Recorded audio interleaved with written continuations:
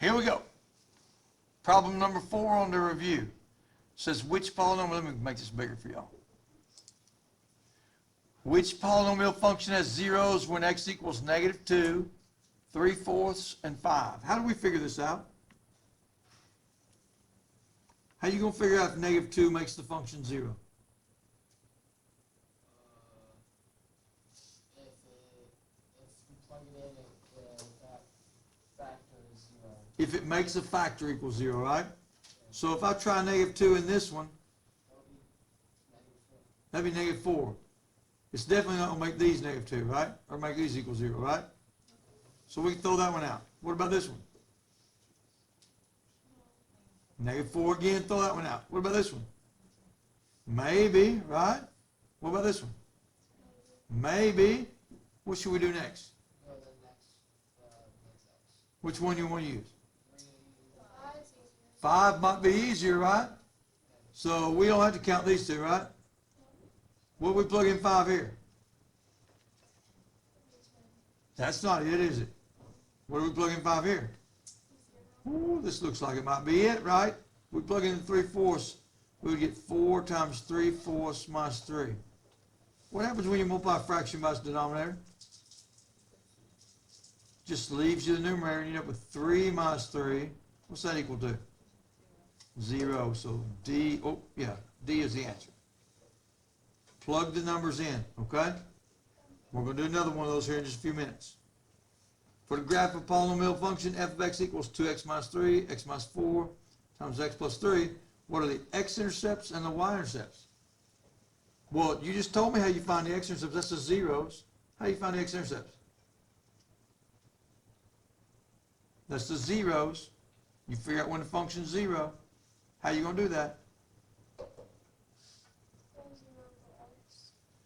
That's how we'll find the y-intercept. Let's go ahead and do that since you said that. If you want the y-intercept, that happens when x equals 0. So we're going to say, plug in 0 for x.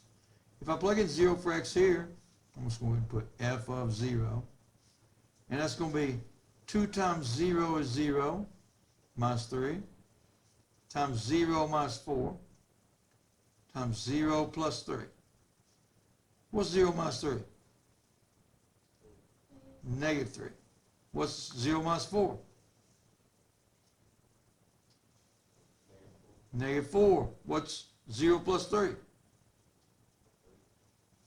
So now what's -3 times -4 times +3?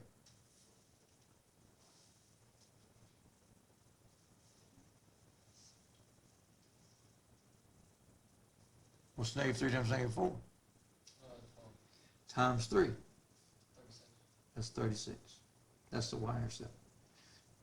If it showed up on a multiple choice question, it might show up as a point.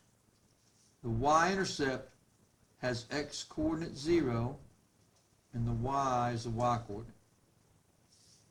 Now the x-intercepts, how do we find the x-intercepts? We want to know what makes the y value 0. How do we figure that out?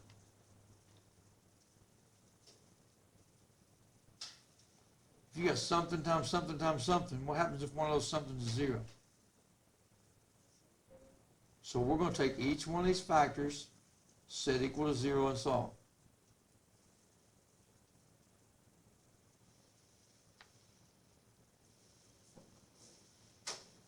On that last one, what makes that 0? -3. It's 3. You just can't see it from there. What makes this one 0? As in, that should not say -x. It's just a straight mark. How are we going to solve this one?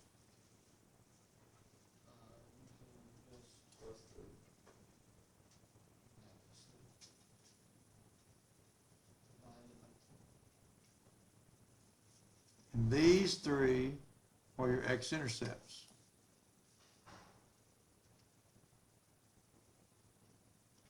They may show up as points. 3/2, 0, 4, 0, and -3, 0. I'll take them either way if it's free response. They may show up like this on the multiple choice. Number 6, let's look at that. Which of these standard form equations is equivalent to x plus 1 times x minus 2 times x plus 4 times 3x plus 7? How do y'all think we ought to do that? So opposite.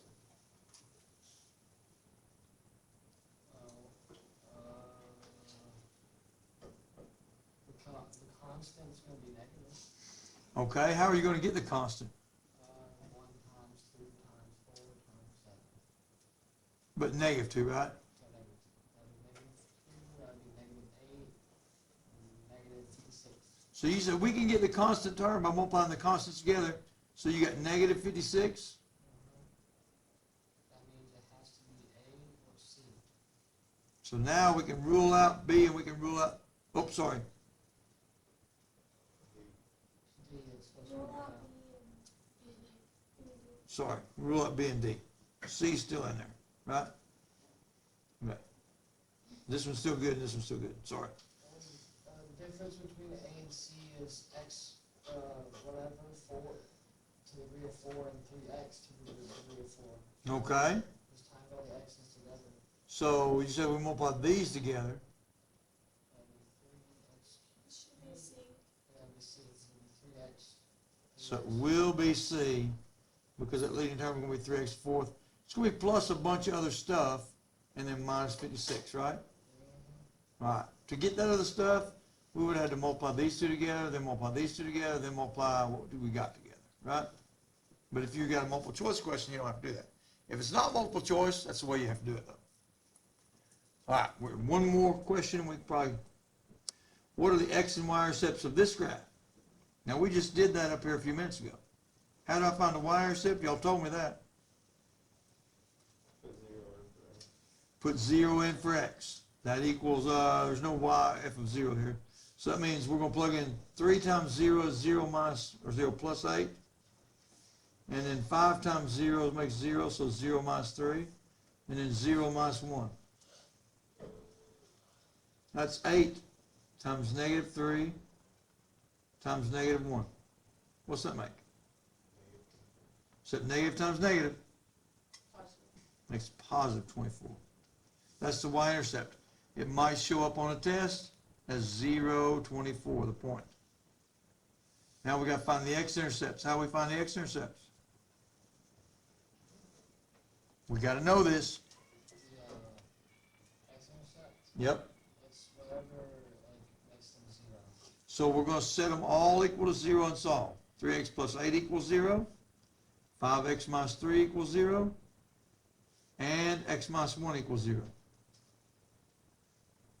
When we solve x minus 1 equals 0, what do we get? X equals 1.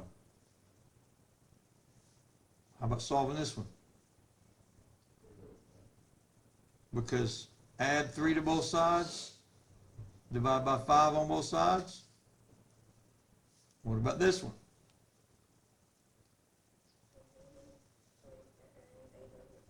So we're going to subtract 8 from both sides, get 3x equals -8. Divide by 3, get -8/3 for x. And so these 3 are the x-intercepts. On multiple choice, it might show up as points. So it'll be -8/3, 0. 3/5, 0. And 1, 0.